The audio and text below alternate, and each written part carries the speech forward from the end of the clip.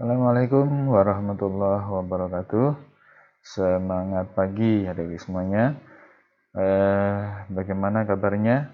Masih dalam keadaan sehat ya? Baik, kali ini kita akan melanjutkan materi kita tentang elektrostatika, di mana kita sudah masuk pada pokok bahasan medan listrik pada konduktor ya.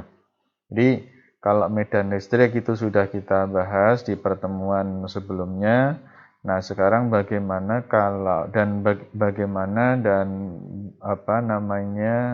model dari pola garis-garis medan yang terbentuk pada konduktor. Nah, pada pembahasan kali ini akan ada dua yang inti akan kita kupas secara tuntas, yaitu untuk dua keping sejajar dan pada konduktor bola berongga gitu. Nah, yang pertama mari kita bahas yaitu bagaimana untuk medan listrik pada konduktor dua keping sejajar. Oke. Nah, di sini saya coba gambarkan.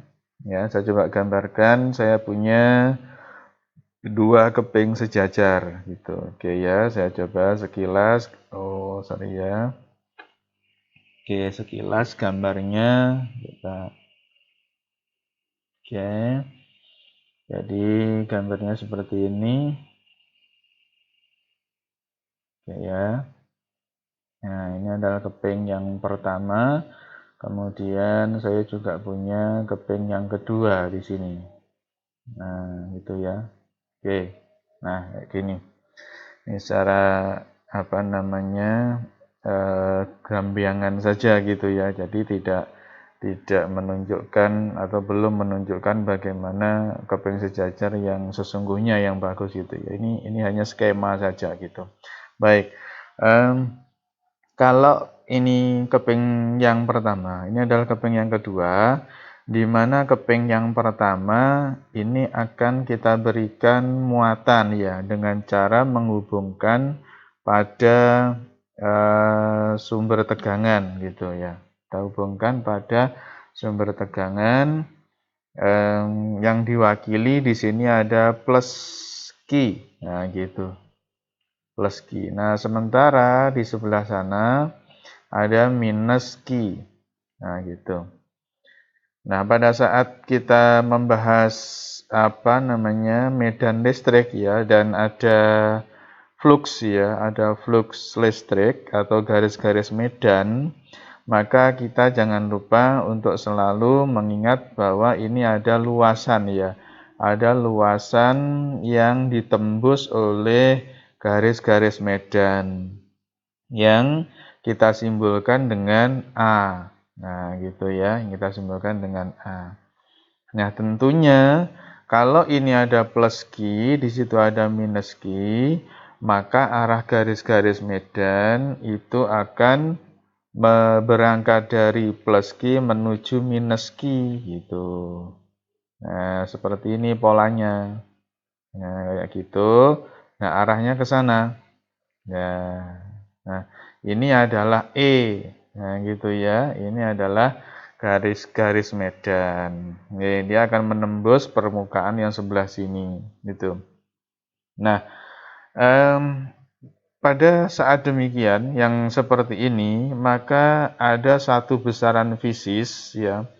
Ada satu besaran fisis yang kita sebut sebagai rapat muatan. Ya, ada yang kita namakan sebagai rapat muatan. Gitu ya. Rapat muatan yang dilambangkan dengan to. Nah, ini adalah rapat muatan. Nah, rapat muatan itu didefinisikan sebagai banyaknya muatan ya, banyaknya muatan yang tersebar pada permukaan seluas A ini. Jadi muatan-muatan itu kan tersebar merata pada plat ini. Nah, sehingga kalau ini saya cari yang namanya to atau rapat muatan, itu adalah banyaknya muatan Q. Nah, kita bagi dengan luasnya, tiap satuan luas gitu. Nah, sehingga kita hubungkan dengan materi sebelumnya, banyaknya garis-garis medan. Ini banyaknya garis-garis medan yang menembus permukaan ini kita namakan sebagai fluk, kan begitu. Ya, ini adalah fluk. Kita ingat sama dengan E dikalikan dengan A dikali dengan cos theta, gitu ya. Kali dengan cos theta, yang ini juga kita sama dengankan sebagai Ki, nah dibagi dengan epsilon 0. Nah, ini pada tutorial sebelumnya sudah kita sampaikan. EA cos theta sama dengan Ki per epsilon 0. Itu. Nah, karena garis-garis medan yang menembus suatu permukaan ini arahnya sama dengan garis normal, ya kan? Kalau ini permukaan menghadap ke sana ya, maka garis normalnya akan ke sana juga. Nah, garis normalnya ke arah sana, itu N-nya gitu. Maka sudutnya ini theta, oke, jadi tetanya ini sama dengan 0 gitu. Nah, maka cos 0 berapa? Cos 0 sama dengan 1. Jadi fluksnya, oke, yang kita punya itu akan sama dengan E, nah gitu, dikalikan dengan A. Cos 0-nya 1, kan gitu, sama dengan Ki kita bagi dengan epsilon 0. Gitu ya. Nah, kalau ini kita bawa ya, kita bawa ke bawah, A-nya kita bawa ke bawah. Jadi E sama dengan Ki per A, nah gitu ya. Dikali dengan epsilon 0, kan gitu. A-nya kita bawa ke bawah, oke saya perpanjang dulu. Ini epsilon 0. Nah, Ki per A tadi apa? Ki per A itu tidak lain adalah to atau rapat muatan. Berarti E sama dengan to dibagi dengan epsilon 0. Nah, ini to ya, to dibagi dengan epsilon 0. Nah, inilah yang kuat medan ya, atau kuat medan listrik pada konduktor. Ini E, kuat medan listrik pada konduktor keping sejajar itu sama dengan to dibagi dengan epsilon 0. Ya, dengan to itu adalah, oke, kita tulis to itu adalah rapat. Rapat muatan. Oke. Rapat muatan dalam satuan apa rapat muatannya? Kulom, gitu. Kulom per meter persegi. Itu. Kemudian E-nya itu adalah kuat medan. Oke, kuat medan. Nah, satuannya apa? Newton per kulom. Nah, yang satunya adalah epsilon 0 ya. Epsilon 0 sama dengan epsilon 0 sebelumnya sudah kita bahas ini epsilon 0. Tidak lain adalah permitivitas. Ya, permitivitas. Nah, gitu. Permitivitas vakum. Nah, itu permitivitas vakum yang nilainya sama dengan, ingatkan Mas Ian, 8,85 itu kali 10 pangkat min 12 itu. Nah, ini adalah epsilon 0.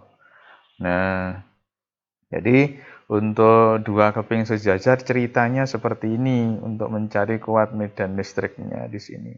Kuat medan listriknya adalah to atau rapat muatan ini dibagi dengan epsilon 0. Nah, berikutnya bagaimana kalau misalkan medan listrik itu pada konduktor bola sekarang ya, konduktor bola. Oke, saya tulis sekarang pada konduktor bola berongga. Nah, gitu. Bola berongga. Nah, gitu ya, pada konduktor bola berongga.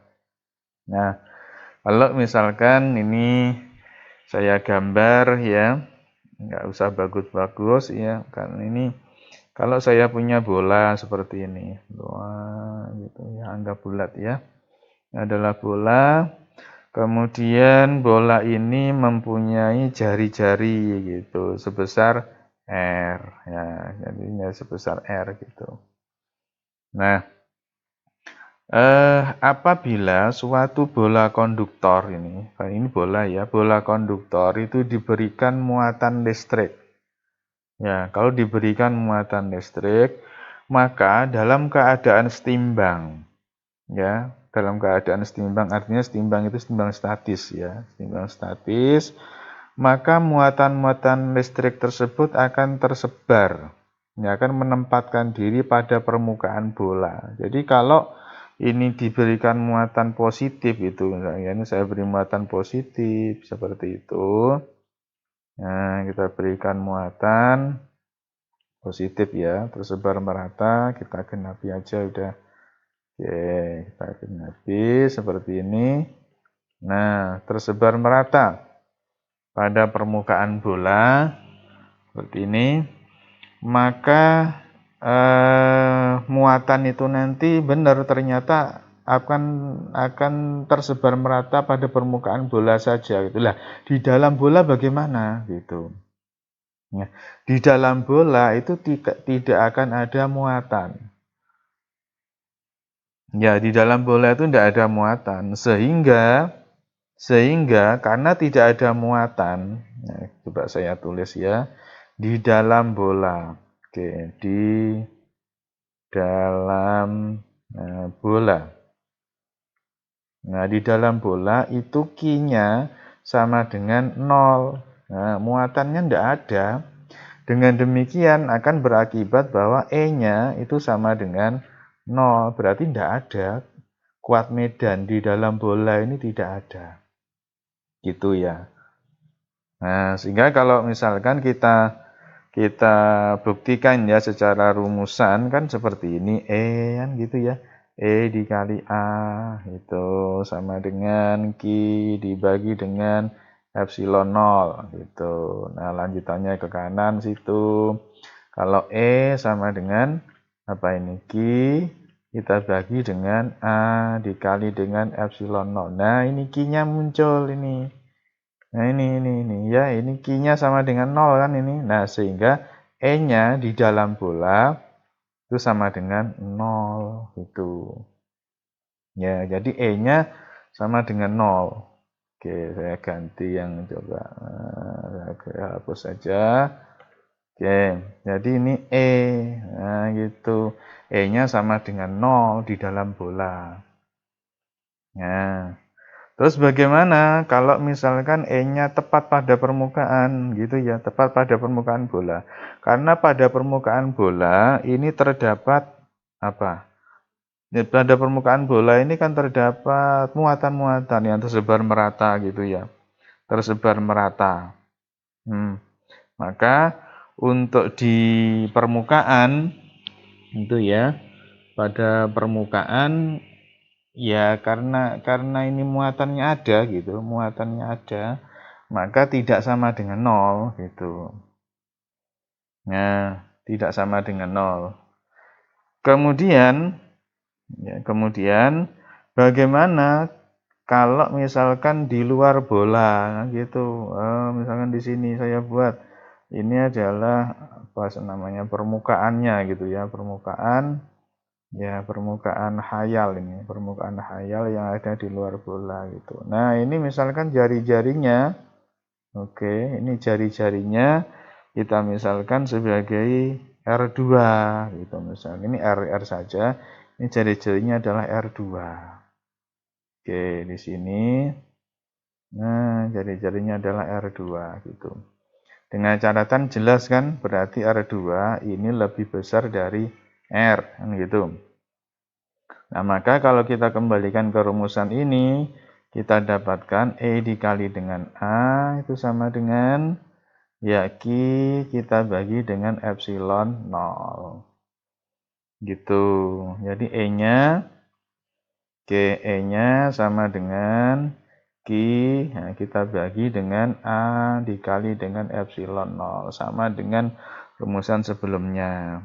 Nah, A di sini luas, ini luas ya. Berarti kalau misalkan muatannya diselimuti oleh permukaan bola, maka luasnya juga luas bola kan ya. Jadi luasnya luas bola. Nah, di sini kita harus masukkan luasnya adalah luas bola, luas permukaan bola. Berapa? 4 pi r kuadrat. Kan gitu luas permukaannya. Nah, sehingga kalau kita tuliskan, jadi E-nya itu akan sama dengan kita bagi dengan 4 pi. Nah, R kuadrat. Oh iya, ada epsilon 0 ya, dikali 1 per epsilon 0. Nah, coba kita bawa ke sana, bawa ke situ, jadi E-nya. Nah, E sama dengan epsilon 0-nya kita bawa ke kiri ya. Kita bawa ke kiri, kita jadikan 1 dengan 4 pi. 1 per 4 pi epsilon 0 kan gitu ya. Nah, kita bagi dengan R kuadrat. Nah, gitu. Nah, 1/4 pi epsilon 0 ini siapa? Tidak lain adalah K. Nah, gitu ya, yang 9 kali 10 pangkat 9 itu ya K. Kita bagi dengan R2. Ini kan R2 ya. Karena kan di luar bola ini tadi yang kita analisis di luar bola ini. Ini R-nya adalah R2. Nah, gitu R2. R2 di kuadrat. Nah, ini kalau di luar bola. Ini R2 lebih besar dari R. Nah, bagaimana yang tadi? Yang tadi untuk tepat di permukaan bola gitu.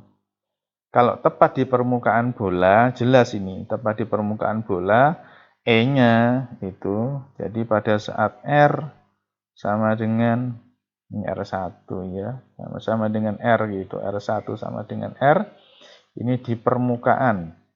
Nah, permukaan ya, di permukaan. Di permukaan, maka E-nya berapa? E-nya kan sama dengan K kita bagi dengan R kuadrat saja. Kalau ini R2 kan, ini R2, ini R saja yang ini. Itu ngukurnya dari pusat dan begitu. Nah, ini kalau pas pada permukaan untuk bola berongga. Nah, jadi untuk dua ini sudah kita jelaskan secara detail dan secara gamblang bagaimana penurunan rumusnya. Baik, silahkan diulang-ulang kembali video ini sampai materi ini jelas. Oke ya. Baik, tetap semangat dalam belajar. Assalamualaikum warahmatullahi wabarakatuh.